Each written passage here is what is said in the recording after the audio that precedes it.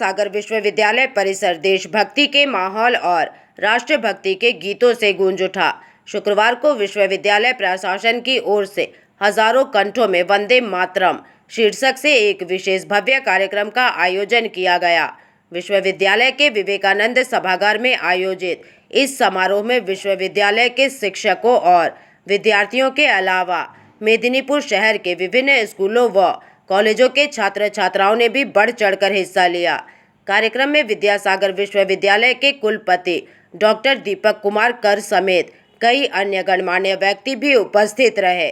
बंकिम चंद्र चटर्जी की अमर रचना वंदे मातरम को समर्पित इस कार्यक्रम ने विश्वविद्यालय परिसर में देशभक्ति और राष्ट्रीय एकता का संदेश दिया।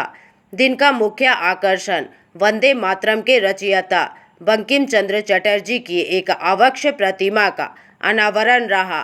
समारोह की शुरुआत में हाथों में राष्ट्रीय ध्वज थमाकर एक विशाल मानव श्रृंखला बनाई गई।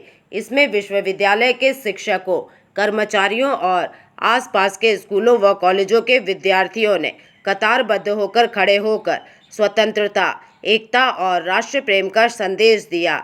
इसके बाद विवेकानंद सभागार में एक साथ हजारों गलों से वंदे मातरम का गायन हुआ, जिससे पूरा वातावरण राष्ट्रभक्ति के भाव से भर उठा।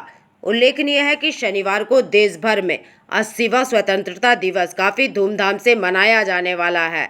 इस पावन अवसर से पूर्व विद्यासागर विश्वविद्यालय द्वारा आयोजित इस अनूठे कार्यक्रम को लेकर विद्यार्थियों और स्थानीय लोगों में काफी उत्साह और उमंग देखने को मिला।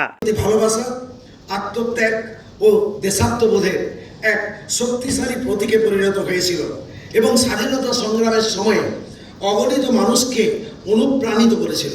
আজ বিদ্যাসাগর বিশ্ববিদ্যালয়ের ছাত্র ছাত্রী, শিক্ষক শিক্ষিকা, এনএসএস স্বেচ্ছাসেবক এবং অন্যান্য সমস্ত সংশ্লিষ্ট বিশেষ ব্যক্তিবর্গের সম্মিলিত কণ্ঠে যে সহস্র কণ্ঠে বন্দে মাতরম পরিবেশন, সেটা একটা কিন্তু শুধু নিছক সাংস্কৃতিক অনুষ্ঠান নয়, এটি আমাদের মাতৃভূমির প্রতি শ্রদ্ধা এবং স্বাধীনতা, ঐক্য ও আত্মত্যাগের চেতনাকে পুনরুজ্জীবিত করার এক সম্মিলিত প্রয়াস।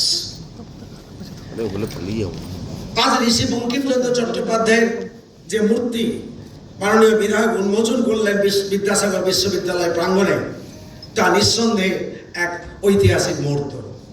বঙ্কিমচন্দ্র শুধুমাত্র একজন ঔপন্যাসিক ছিলেন না, তিনি ছিলেন এক চিন্তাবিদ, সাহিত্যিক এবং আধুনিক ভারতের সাংস্কৃতিক জাগরণের অন্যতম প্রধান ব্যক্তিত্ব।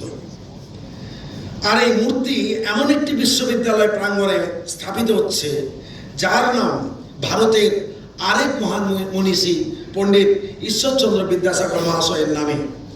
বঙ্কিমচন্দ্র ও বিদ্যাসাগর দুজনেই তাদের নিজস্ব ক্ষেত্রে বাংলা তথা ভারতের নবজাগরণের অসামান্য অবদান রেখেছেন।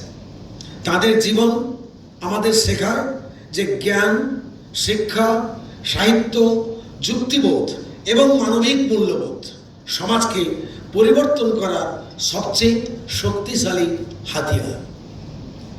আজকের অনুষ্ঠানের আরেকটি বিশেষ তাৎপর্য হল দেশভাগ স্মরণ দিবস। ভারতের স্বাধীনতা অর্জনের পথ ছিল দীর্ঘ, কঠিন এবং আত্মত্যাগপূর্ণ। অগণিত পরিচিত এবং অপরিচিত স্বাধীনতা সংগ্রামী এবং সাধারণ মানুষের আত্মত্যাগের বিনিময়ে আমরা অর্জন করেছি স্বাধীনতার অমূল্য অধিকার।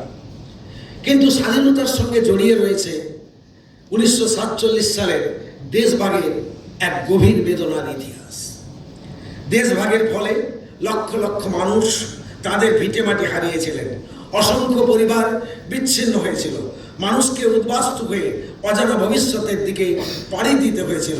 বাংলা বিশেষভাবে দেশভাগের সামাজিক, অর্থনৈতিক এবং মানসিক অভিঘাত বহন করেছে।